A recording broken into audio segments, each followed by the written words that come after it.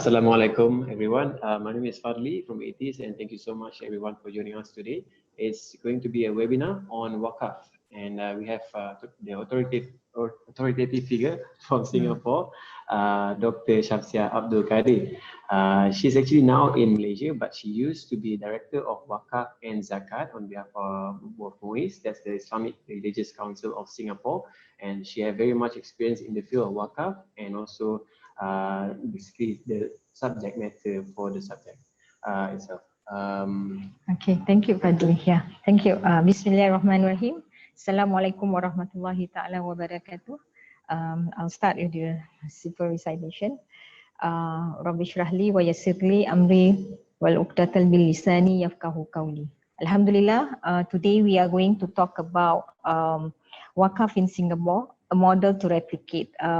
What I want the audience to know is that audience has to understand that the topic of Wakaf is something very dear to the Muslim community, and this is where we have to understand the what I will cover will be on the fiqh of Wakaf and how the model in Singapore that we have got to achieve the efficiency, the productivity, and the development and management of Wakaf.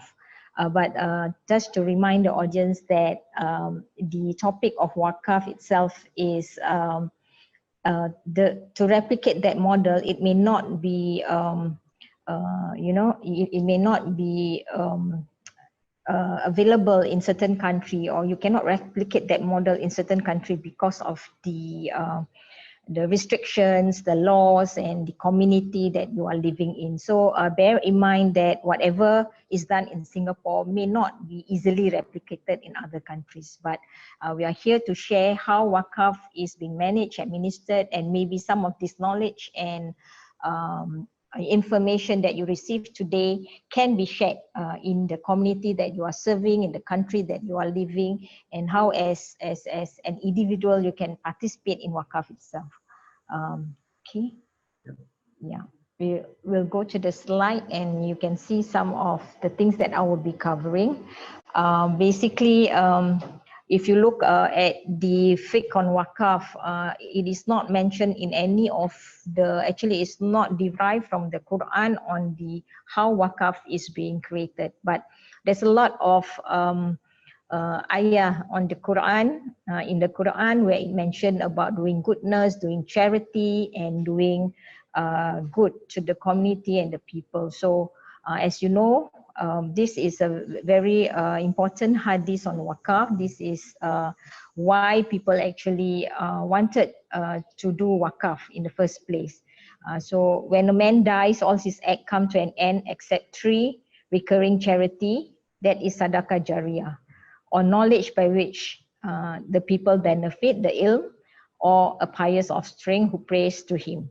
So this is, you know, if you have a pious son or children, and these are the things that the good deeds or the tawab that will be ongoing for you in the life hereafter. So if you look at things like investment, you would want to invest something that upon your retirement, you are not working, and your money is still, you know,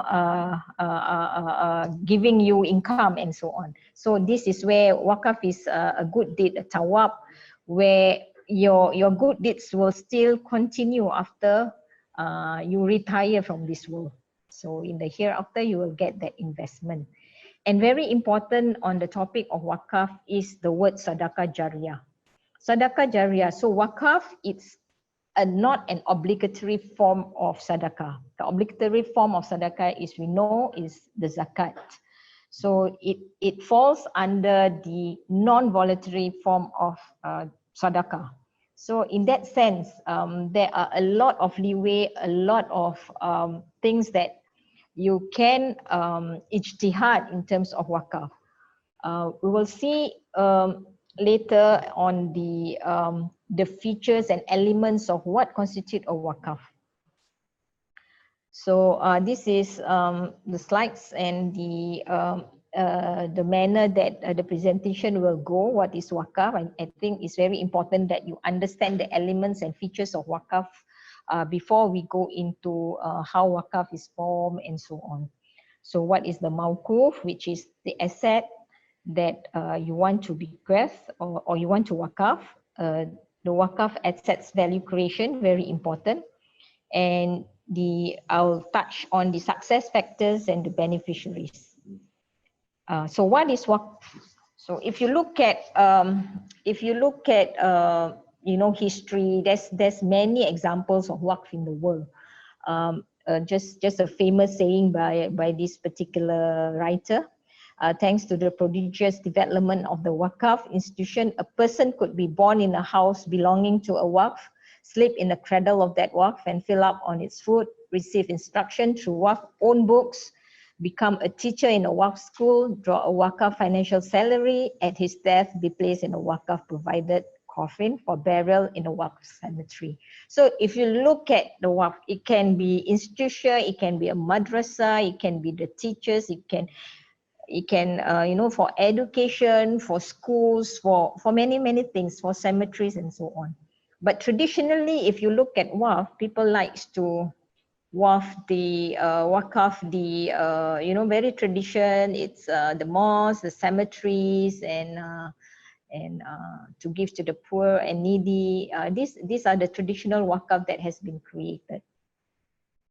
So, but as you know, over history, Wakaf has been established during, even some say even before the Prophet Muhammad sallallahu alaihi wasallam time.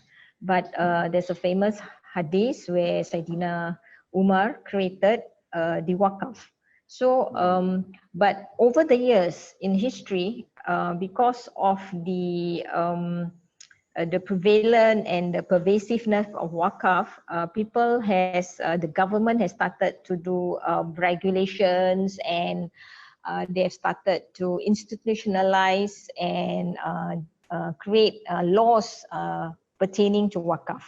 So in Singapore, although it is a minority Muslim country, although it is a secular state, there is a provision in what we call it, the Administration of Muslim Law Act, where the rules and regulation pertaining to Wakaf is there. So definition in Wakaf in the Amla, it states that Wakaf means the permanent dedication by a Muslim of any movable or immovable property for any purpose recognized by Muslim law as pious, religious, or charitable. So what it means is that you have movable, you can have cash, and immovable things like properties, fixed assets. So these are the definition of the mawquf itself. How do you create a wakaf? And it has to be dedicated by a Muslim, because it is not a Muslim country. So wakaf is just pertaining to Muslim, dedicated to Muslim, because this act is for the Muslim anyway. So in other countries, they have made the definition to even include non-Muslim actually can create a wakaf. So there are countries which allow this. And the movable and immovable, we have the cash and cash equivalent. We have properties. So it is both type of assets can be created as a wakaf. And but this is not related to there's many out there Muslims who would use the term wakaf to say wakaf a book, wakaf a sajada, and wakaf things that is not very permanent in nature. But within that ambit, it will not be under this act, and it will not be governed by the authority in the country. In this case, this is MUIS, which will oversee and oversight the administration of wakaf as a whole in Singapore. And it has to have a pious, religious, and charitable. So when you talk about charitable, it need not be just Muslim. Just now, when you want to create the wakif must be a Muslim. But when you disburse it, what is the beneficiary? it can be a non-Muslim beneficiary as well. And I will give examples of there are some Wakaf which has non-Muslim as beneficiaries. So pious and religious. So it cannot have, dedication where you are doing something which is against religious and so on. Okay, so we have the Wakaf Am and Wakaf Has. Wakaf Am is a general Wakaf. Wakaf Has is for a particular beneficiary. That is what it means. Okay, so just now I mentioned the 4 pillars or the elements of Wakaf, which is the Siga or the expression. In this case, sometimes expression by virtue of the way you actually created the Wakaf can also constitute that is a Wakaf. So you need the beneficiary, of course, the founder, which is the Waqf, and the assets itself. So how do you create a Wakaf? You need to have, just now, like I mentioned, the Mawquf, the assets. It can be in the form of property, it can be in the form of cash, can it be in the form of services? There's a recent talks on Wakaf Hikmat or Wakaf services where you volunteer. Let's say this is very good if in terms of the fintech technology. Ethis ventures can actually go into, like, instead of collecting crowdfunding for money, they can crowdfunding for services, maybe a channel, the medical services, channel the legal services, and so on, voluntary work towards a certain cause. So that has been discussed in the Wakaf field. For example, computers, you can use Wakaf. Therefore, the definition is open for interpretation, but when it comes to certain legalistic framework that has been created, as we do not, for example, in MUIS, we do not consider that under the Wakaf particular legislation. In your own definition, you can say that however long that the property can last, that is the Wakaf for you. And bear in mind, when you want to invest in the hereafter, of course, you want to last as long as possible. So that is a very important factor that we have to remember, that when we want to work a certain properties, a certain assets, it has to last as long as possible, so that your tawab or your good deeds will last as long as possible. And second, the property must be of certain value, must be of a valuable property, so that it can generate the enough income for the beneficiary. So just now I mentioned about the Waqf, and it can be even a corporation. So if you look at countries like in Malaysia, in Johor, they have Wakaf Johor, where they create the companies to actually the whatever dividends and income goes back as a Wakaf, which goes to a certain beneficiary. And of course, you must have the beneficiary in the creation of Wakaf. And I mentioned just now, for pious, charitable, and religious purpose. I'm going to talk about this very important hadith on Wakaf, which is the basis of how Wakaf is created. And if we look at some of these things, this is where the Singapore model, we actually, based on this Wakaf, based on this hadith, that we have, we have reflect upon, and we see how it is important to have this type of features. Okay, so this is the hadith on Wakaf, which is Ibnu Umar, who had a land at Khaybar.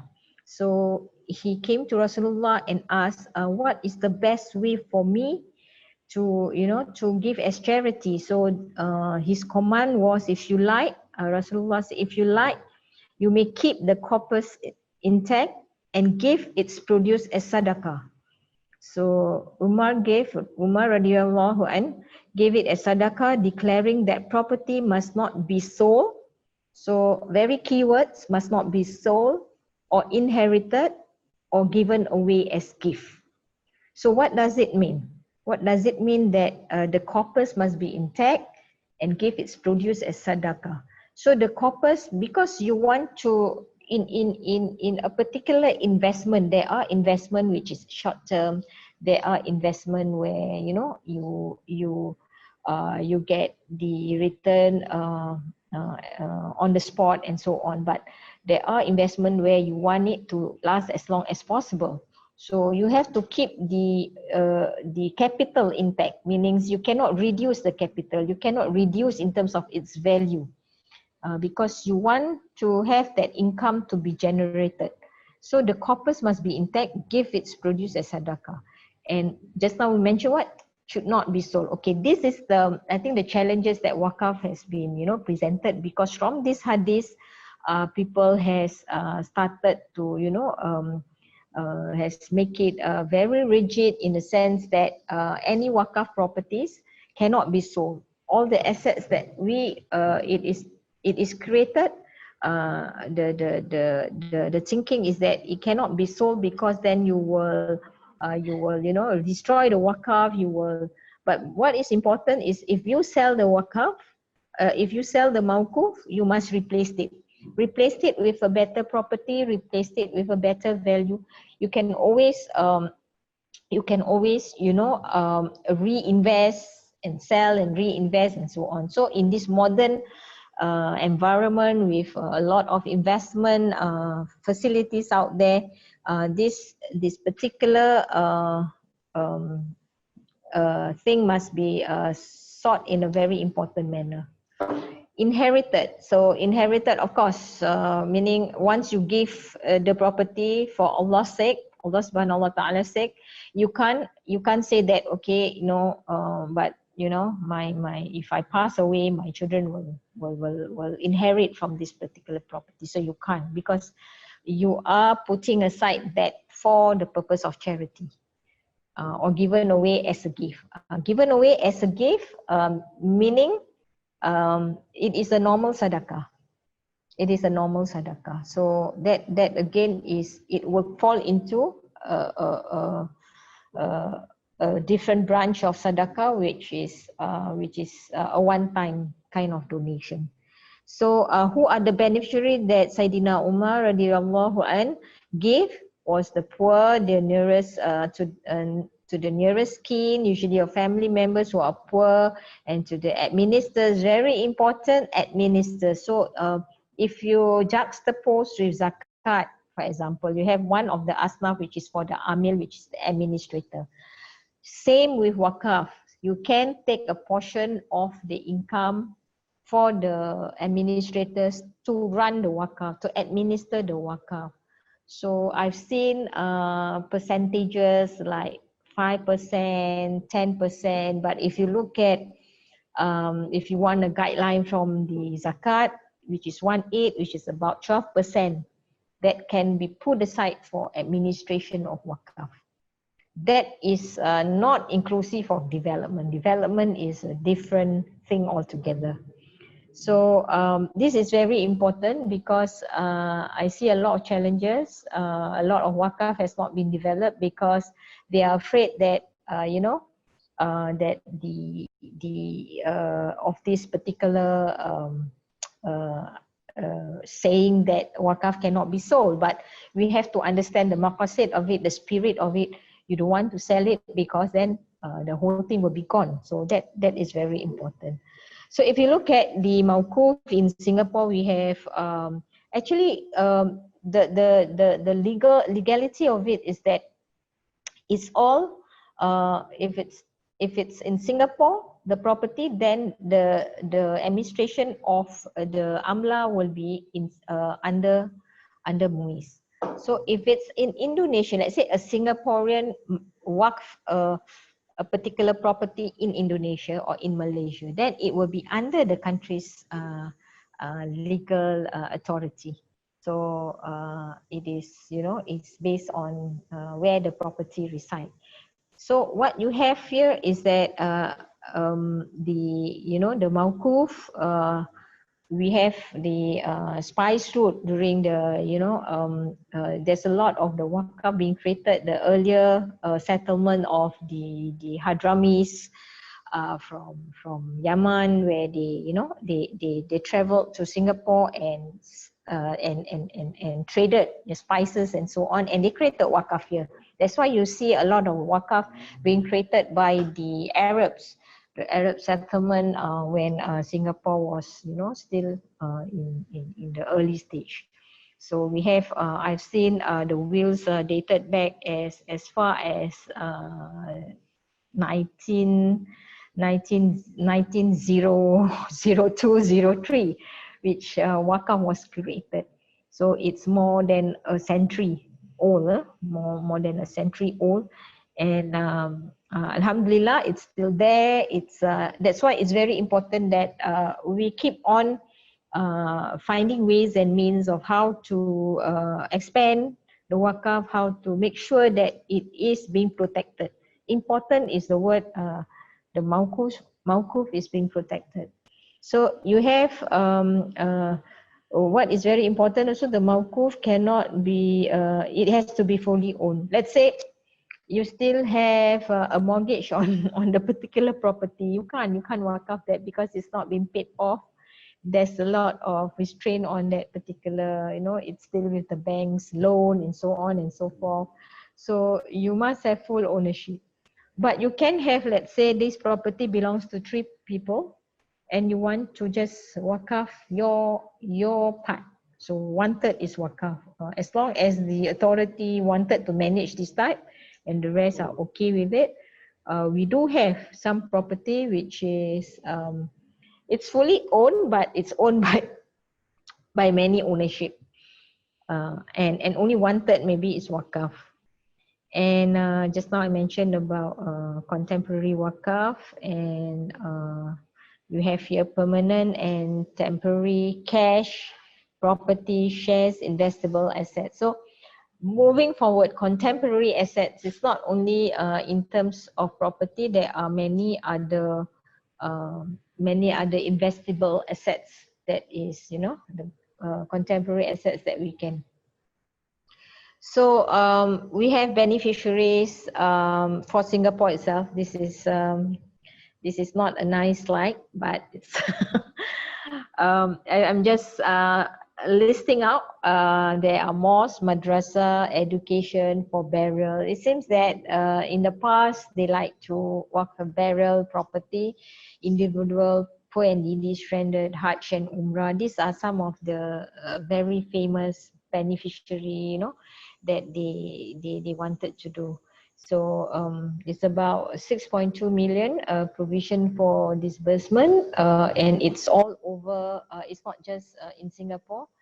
Some of it is mosque in Hadramaut. We have mosque in Indonesia. We have the poor and needy in Mecca and Medina. We even have in Iraq, in Baghdad. We have beneficiaries in many parts, other parts of the world, because the Waqf comes from different countries as well. So Waqf is one global sadaqah that you can see, and you can create. What you can do is create in the best manner in a country which give lots of return. You can't go wrong a property in Singapore, right? Because but it's getting very, very expensive. And the return is given to, say, a country which is cheaper, and so that 10,000 will goes a long way in that country, where you can build mosques and so on and so forth. So this is one of the things that we need to remember about wakaf. And I just give example of a very important way of creating wakaf and making how wakaf works.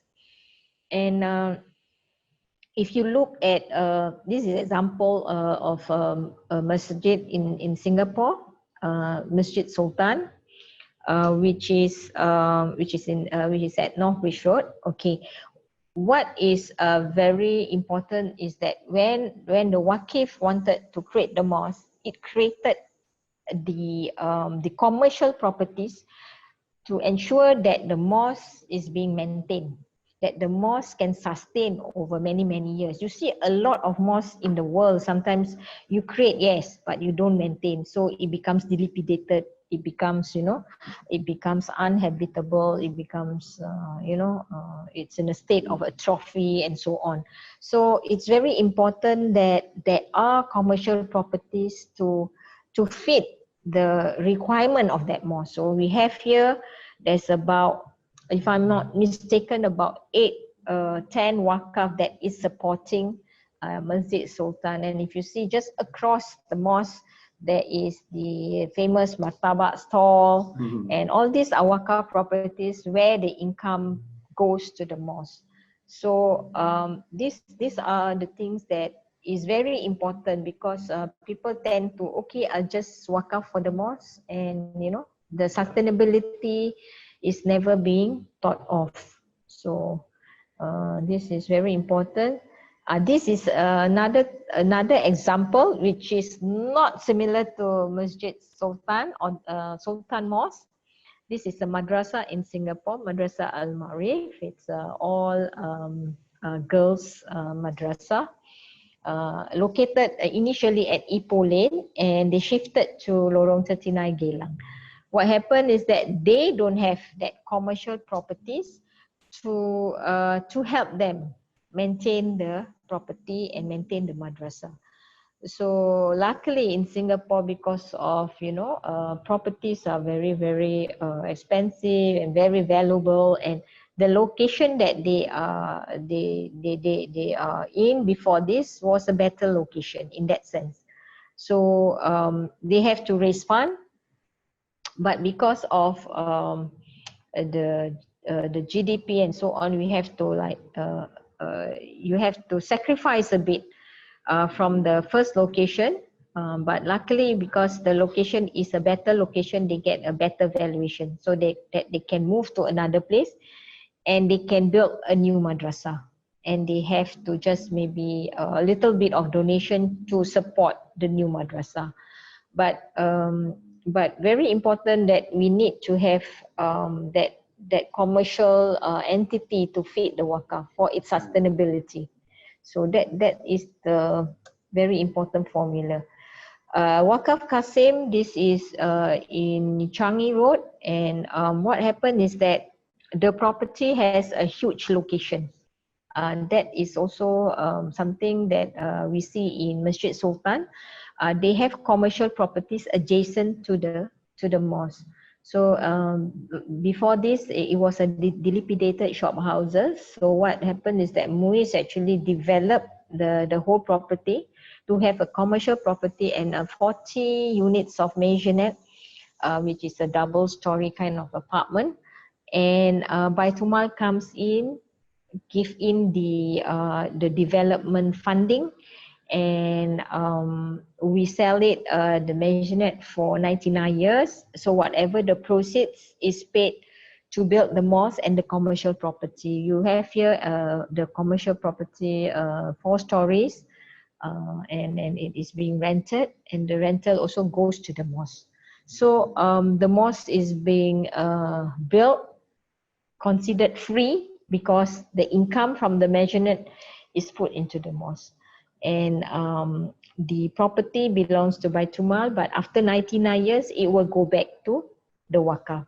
So this is reinventing, redevelopment, revitalizing the wakaf property so that it can last as long as possible. Because if we don't do anything, that's it for the wakaf. Wakaf been stopped, so it will stop giving any kind of income. So it is very important that the management is very robust, very professional in looking at what is the best income that can be generated for the particular wakaf. It's always an investment mindset. It's always income generating, and we don't have to be apologetic about it, because when they say, oh, wakaf, you can't make money. No, you have to make money. You have to make money because you need to give to your beneficiary. You have to make the best income because you want to give to the beneficiary. If you look at the land in Khaibar, where Saidina Umar gave the land, it is the best produce of dates. So it's the best quality. So that's a very important thing to remember, because when they wakaf, they give like, oh, I have this land, especially in maybe, you know, in Malaysia or in Indonesia, where it's no longer being used. It's very far-fetched from the town and so on, and it's just doesn't give any benefit. So this is another wakaf that I want to give an example of, where they did the development as well. This is Sharifah Zain Alsharoff Alsagoff Wakaf, which is in East Coast Road. It's a very famous red house bakery, and the adjacent to that is the shop houses where they have turned into a residential properties. And some of it are rental, some of it are sold on 99 years again. And the beneficiary is for, this is where I say it's for all religion and races and creeds, for dispensary. That means for medical, medical purpose. And Sharifah Zain Alsharoff is a lady. So you have Waqf, a female Waqf, which constitute almost 30 to 40% in the portfolio, in MUIS portfolio. So you have many examples of female Waqf as well. So and I think I just touched a bit on cash wakaf. What happened is that it's difficult to bequeath or to wakaf a property in Singapore. So we started on this journey of getting cash for people to donate. So everybody can participate in the act of wakaf through cash donation. So through cash donation, you can, you know, people with $10, with $5, they can be a wakif. They can participate in this wakaf. So you don't need to have a $2 million property and so on. Only the rich can create wakaf, but we are now opening it to everybody. So what does the investment portfolio goes into this? The benefit goes to madrasah. This is very important. Madrasah education in Singapore, it needs a lot of funding. And the investment portfolio includes sukuk, includes properties, and it is a mixed portfolio. I've seen some questions on that. I will later will delve a lot more on how you can actually create a wakaf funds and portfolio. So this is the some of the strategy that we use. Assets rationalization exercise. You need to look at, you know, a terrain mapping of all the assets you have. What do you have for the wakaf, what is available, and then try to rationalize that and see what are the best that we can do with that assets, and do an assets development, aggressive assets development strategy. And the latest is, of course, the Wakaf Ilmu, which was created to allow for cash donation to create a wakaf. I think the now it's already in the region of about 15 million, the cash wakaf that is being managed by MUIS. And these are other examples of before development. You see, you have like 6 properties, private properties. This is in Chancery Lane. It's a very expensive location in Singapore, and it is belongs to the Yahya Abdul Lukmanji Saif Charity Trust. And what we do is, again, we develop 33 units of cluster housing, and some of the money is reinvested in a property in just beside the Raffles Hotel, which is in 11 Beach Road. And this is where you need to expand the value of the wakaf. This is some of the strategies used and examples. And the other thing is the innovative financing. This is also important when you want to develop the wakaf. Where does the money comes from? Initially, when I mentioned about the Wakaf Kassim, it comes from Baitul Mal itself. It comes from the internal funding. But but you can't grow big. So we did this sukuk issuance. Our first sukuk, it was 35 million sukuk musyarakah for 103 service apartment, which is run by Escort. 3 stories of commercial properties and a brand new mosque. So the assets, it's valued more than 85 million now. And what happened is, if you look at the left side of the picture, it's just a mosque, very old mosque, and dilapidated shop houses which doesn't give any income. So, and to do this, we need a lot of funding. So issuing sukuk is one of the way to speed up the development for this particular wakaf.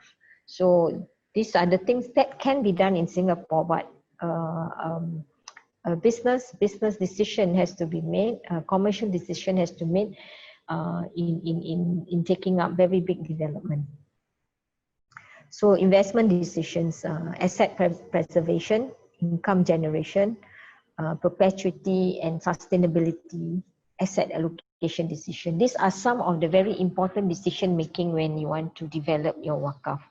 So while you want to preserve the capital, you need to have that income generation and you need to sustain it. So asset allocation decision is very important. So what are the 3 success factors on the wakaf in Singapore? Is basically professionalizing wakaf management. It is very, very important. Like I mentioned, the aggressive portfolio management of wakaf assets. You have to always look at how to invest the best manner possible and give the best return possible for the assets. So you need to have professionals in there to be able to manage all these assets. Second, Alhamdulillah, it is the progressive fatwa that we have. They are very supportive of the intention, and the fatwa looks at the maqasid itself, the objective of the particular wakaf, and if we don't do anything, it can, it may not generate any income, and then beneficiaries doesn't get the best benefit from the wakaf itself. So a progressive fatwa looks beyond just the strict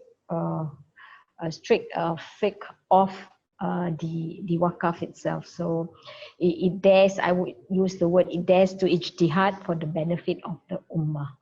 So this is where we can do sukuk, this is where we can do a lot of istibdal, which is the exchange of assets and so on.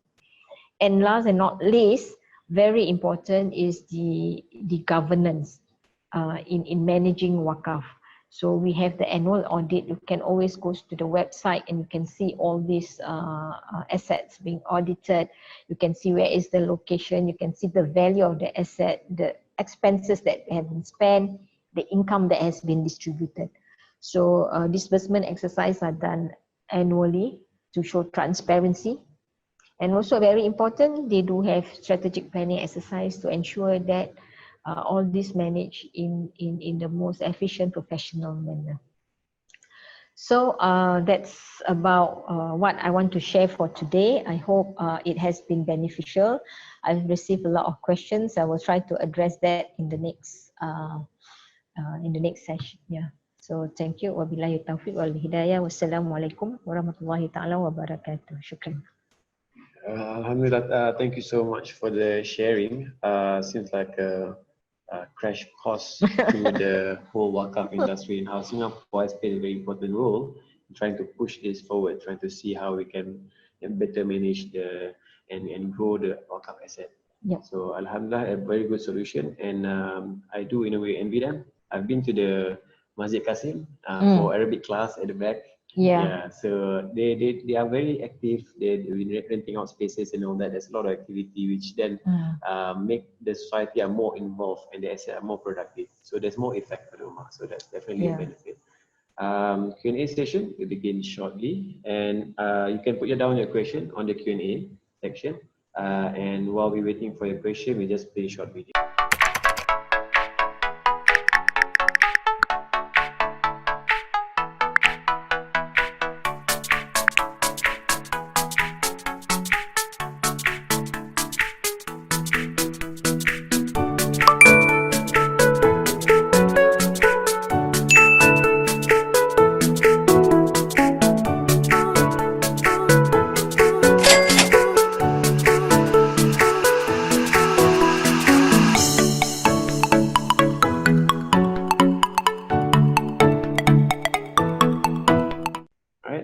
Alhamdulillah. Question one. Obviously, we've been, Singapore been collecting cash wakaf. Yeah. So, what is the role then for cash wakaf, and how do we initiate that in Muslim minority countries? Okay, for a start, I think the easiest way, of course, is to have cash wakaf, because when you have properties, then you have to, especially in a small Muslim minority countries, in where you have a very small NGO that has to look into all this, wakaf. It may be a bit daunting. You may not have the necessary technical expertise, and cash wakaf is the best way to start this the act of creating wakaf.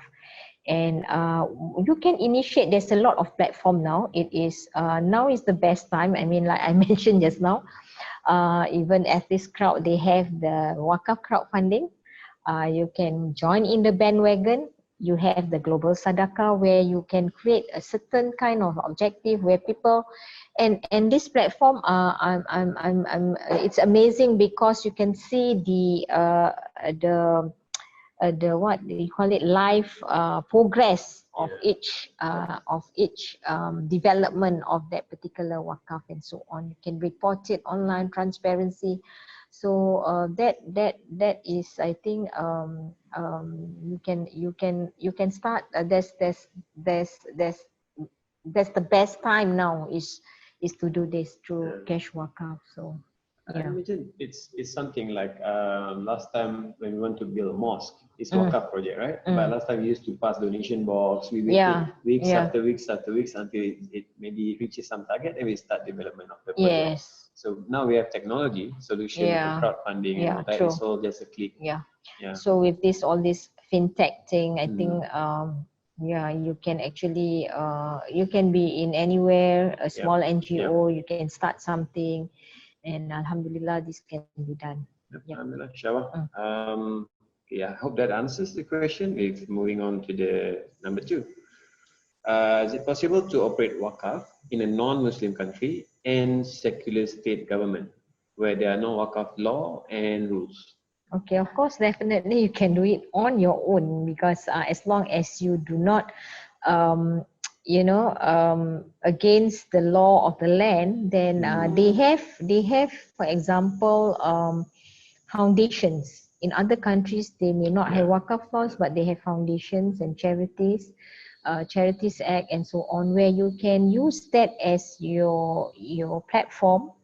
And then, but you can have your own rules as to how you want to manage the wakaf in accordance with, just now I mentioned about the elements of wakaf.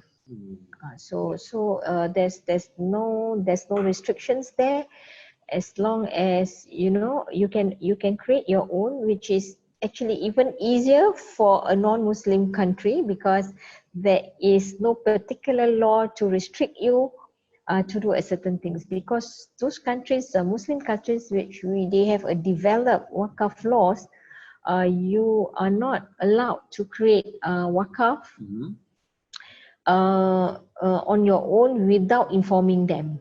The approval must be... yes, and then also the assets must be registered, and it will be audited, it will be monitored, and so on. So there's a lot of legislation accompanying that.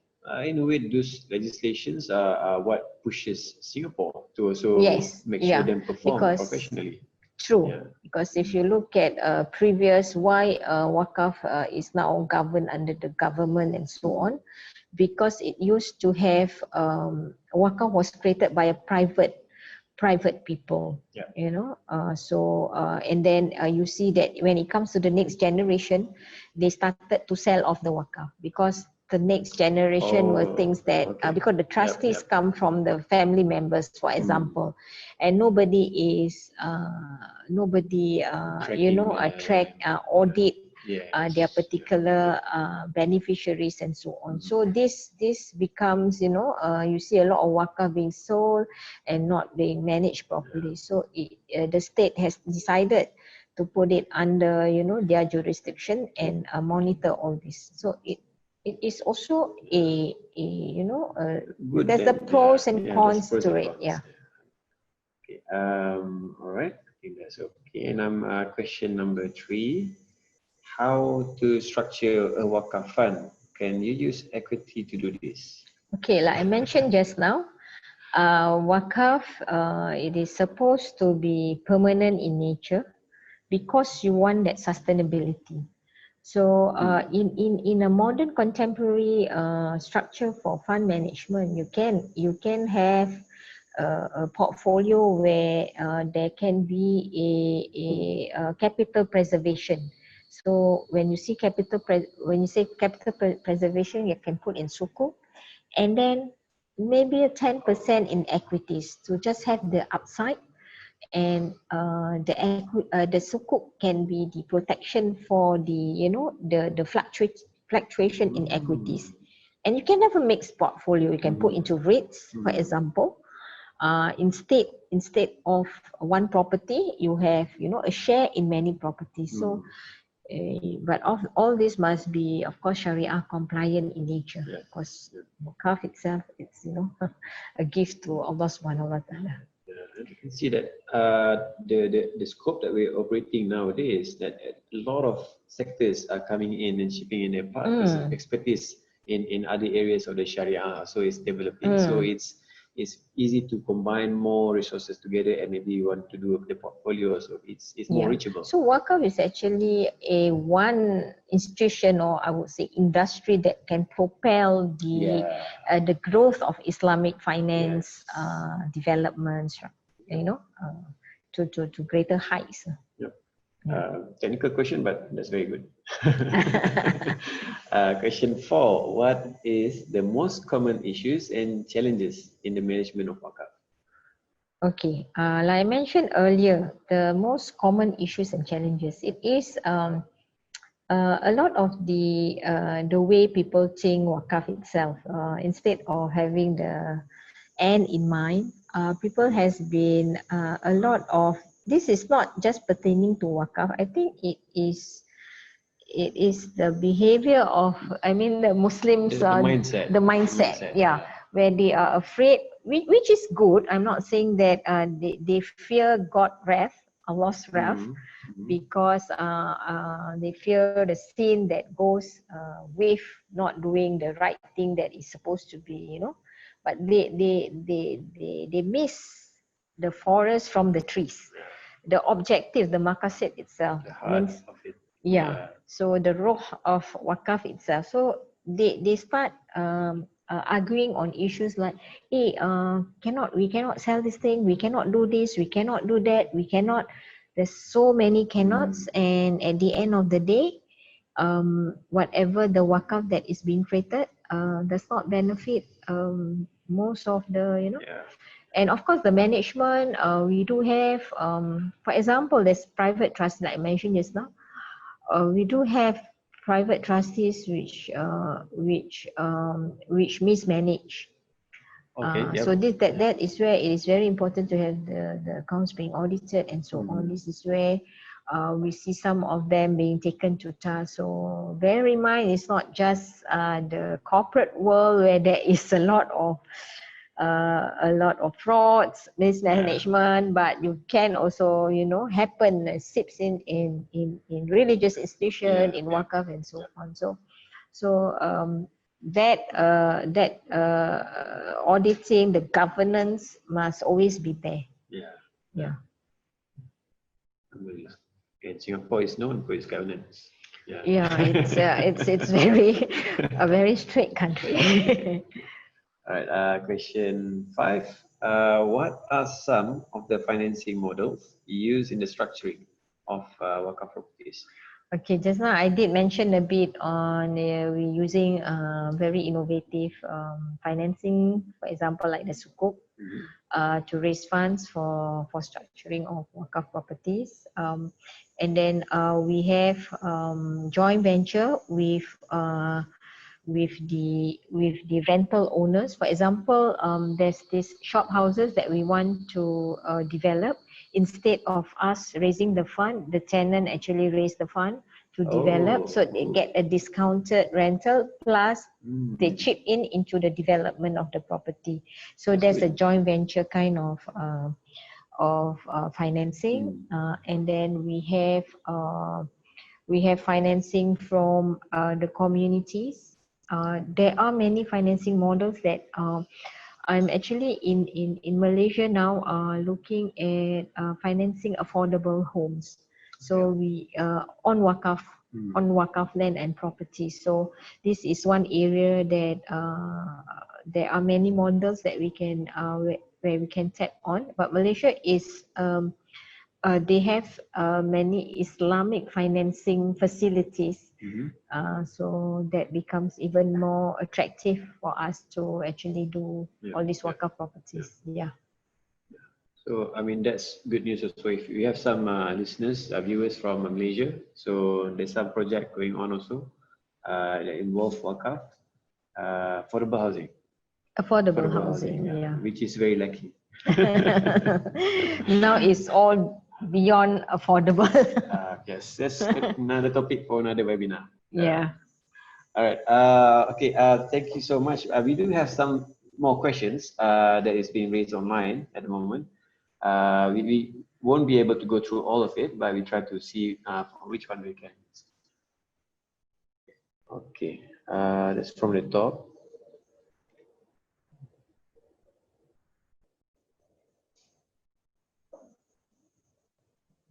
Who manages the Wakaf property nowadays? Are there professional managers available? If it depends on countries, like I mentioned, if in Singapore, then it is the Islamic Religious Council. But we have created in Singapore, they have created a company which is Waris Investment, which manages the Wakaf properties. Of course, there are trustees.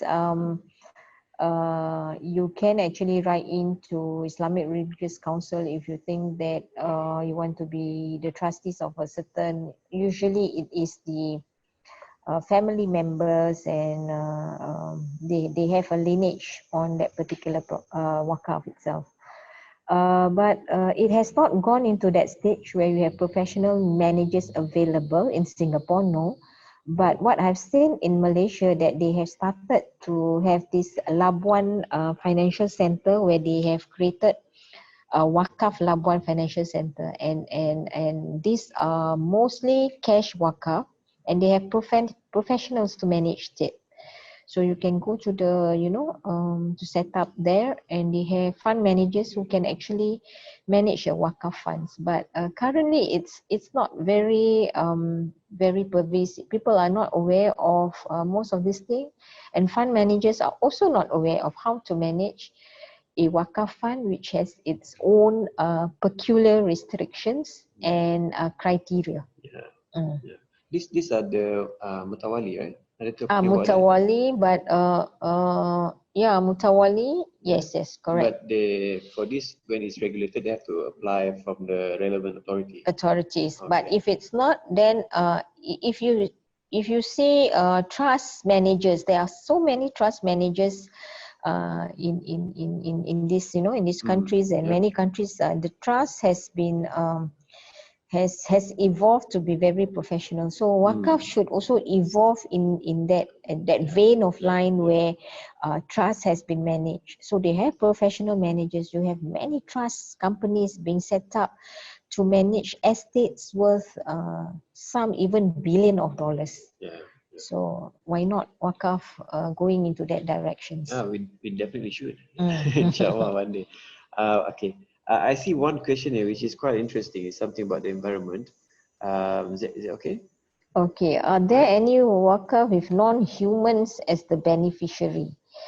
Environment, not so, but non-human, I have one where I read the will and to give my, I don't know, about 30 cats to give to feed my cats. So it was it's a very difficult task actually when you when you do something like that in your wills. So it is not something which is not possible because you're doing something good. So go back to the definition. It is for pious, charitable, and religious purpose. So charity, like, you know, you are the beneficiary is to, of course, mosque itself, the building is not human.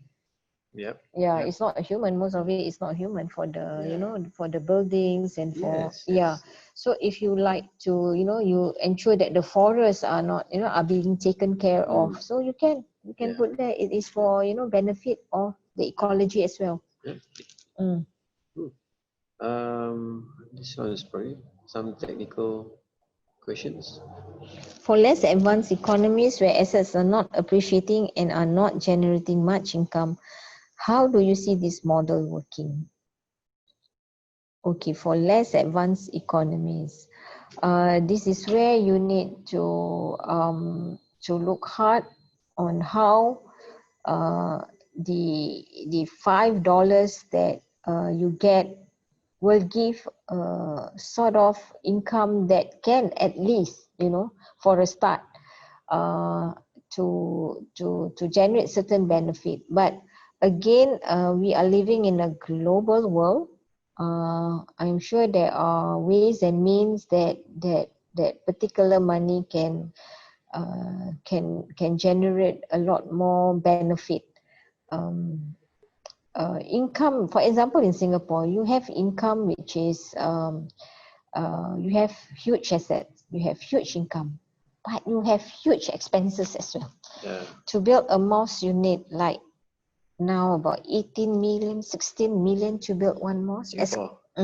As compared Sing dollar, as compared if you want to build a mosque in, let's say, in where? Very cheap in Cambodia, for example. Yep. So expenses are also low. So it is something that I myself can't give a solution. I don't live in that particular country, but inshallah, I think they can find ways and means of many other ways of generating certain income.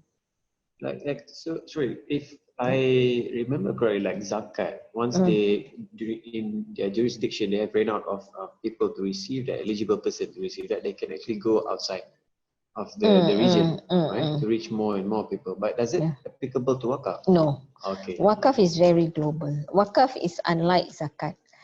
Zakat is for usually, typically, the fiqh is also on you give to your, you know, your nearest kin, and then to the country, to the place that you live in, to the country, and then only unless that country doesn't need it anymore, then you can transfer it outside. But wakaf, it's like examples, you know, people from all over the country set up a wakaf. Right. We just have time for one more question. I do apologize for the rest that we did not go to, but I reckon that could be okay. Or this one, on the fatwa. Second success factor was progressive fatwa. How do we change the mindset towards that? In most Muslim majority countries, the fatwas are very traditional without keeping the context in consideration. This one is I cannot say for the for the rest of the countries and rest of the way ijtihad is being done. Like I mentioned, different countries may have its own peculiarities, its own challenges. And but again, when it comes to wakaf, I hope more and more will see it as as a benefit, and not being very too restrictive, because it is itself an ijtihadi law. It is not a law which is like zakat, where, you know, you can't just say, you know, oh, you don't want to do this, you don't want the 2.5%, or I think we don't have to, you know, we don't have to follow a certain you know, zakat and so on. But for wakaf, it's a branch of charity. So when it comes to charity, there should be more flexibility exercise into making it, you know, to develop this charity further. Right. Thank you so much for that, for all the questions, and thank you so much for the very descriptive and full answer to all of that. I think we are at the end of it. Just one final video. Salam and hi everyone.